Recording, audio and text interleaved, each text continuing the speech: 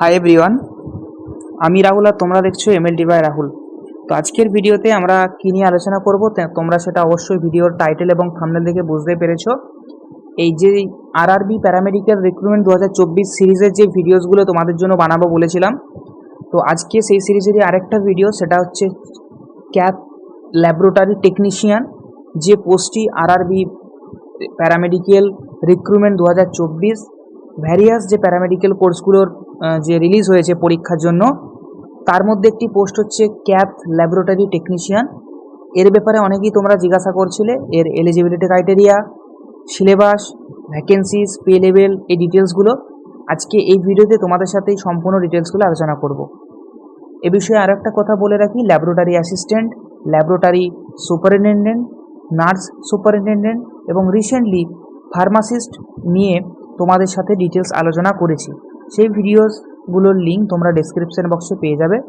সেই ভিডিওসগুলো তোমরা এই চ্যানেলের প্লেলিস্ট বানানো আছে আরআরবি 2024, সেটা ভিজিট করেও তোমরা সেই ভিডিওসগুলো পেয়ে যাবে। অবশ্যই ভিডিওসগুলো দেখো, যারা ল্যাব টেকনিশিয়ান রয়েছে, যারা নার্স রয়েছে, যারা ফার্মাসিস্ট রয়েছে, তোমাদের জন্য খুব হেল্প হবে। সব ডিটেলস তোমাদের জন্য ওখানে বলা আছে, যা পিডিএফে বলা আছে। 17 তারিখ থেকে অ্যাপ্লিকেশনই শুরু হবে। তো আজকে আমরা এই ক্যাথ ল্যাব টেকনিশিয়ানের যে ডিটেলস সেটা নিয়ে আলোচনা করব। তো চলো ভিডিওটা শুরু করা যাক। তো দেখো, এই যে ক্যাথ ল্যাব টেকনিশিয়ান, এটা 12 নম্বরে পোস্টে সিরিয়াল নাম্বারে দেওয়া আছে।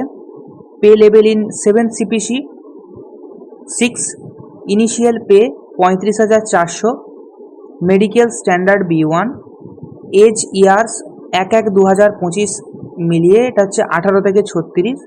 এখানে ভ্যাকেন্সির সংখ্যা 2টো।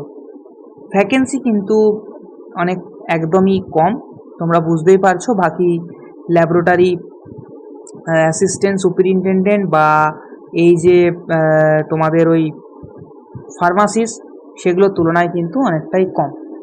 তো চলো আমরা সিলেবাস, মিনিমাম এডুকেশনাল কোয়ালিফিকেশানে আসি। Bachelor and diploma from a রেপুটেড cardiac lab in cardiac profession, cath lab work, or 2 years house training experience in reputed laboratory যদি থাকে, তাহলে তোমরা এই ক্যাথ ল্যাব টেকনিশিয়ান আরআরবি 2024 যে প্যারামেডিক্যাল ভ্যাকেন্সিসগুলো বেরিয়েছে, এখানে তোমরা অ্যাপ্লিকেবল।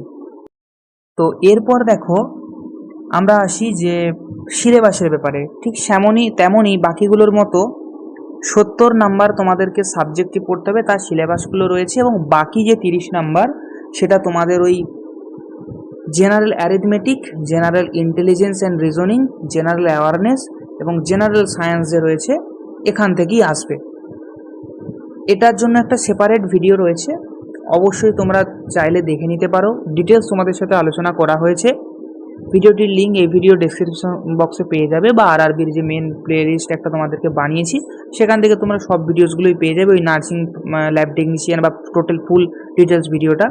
তো দেখো, ক্যাথ ল্যাব টেকনিশিয়ানের যে সিলেবাস তোমাদেরকে পড়তে হবে: cardiac catheterisation equipment and technology, catheterisation procedure, patient preparation and care safety and infection control, clinical skill and practice, professional and ethical issue. এই টপিকগুলো তোমাদেরকে পড়তে হবে। তো এই হচ্ছে তোমাদের টোটাল যে সিলেবাসের উপরে ব্যাপার। তো দেখো, তোমাদের সাথে minimal educational qualification, syllabus, pay level, post এবং তোমাদের এই ভ্যাকেন্সির ব্যাপারে সব কিছুই আলোচনা করলাম। তো ভিডিওটা তোমরা প্রথম থেকে শেষ পর্যন্ত দেখো, আশা করি ডিটেলস বুঝতে পারবে। যদি কোনো প্রশ্ন থাকে তবে সেটা অবশ্যই কমেন্ট করতে পারো। আমি আমার ইনস্টাগ্রাম আইডি লিঙ্কটাও দিয়ে দেবো, সেখান থেকে তোমরা ডাইরেক্ট আমার সাথে পার্সোনালি কথা বলতেও পারো। অনেকে সেখানে এসে তোমাদের অনেক প্রশ্ন করে, সেখানে তোমাদেরকে যতটা পারি হেল্প করার চেষ্টা করি। এবং বাকি ভিডিওসগুলো দেখো, যদি ভালো লেগে থাকে অবশ্যই লাইক করো এবং প্রচুর শেয়ার করো। দেখা হচ্ছে নেক্সট পরবর্তী ভিডিও নিয়ে। চ্যানেলের সাথে যুক্ত থেকো। Thank you.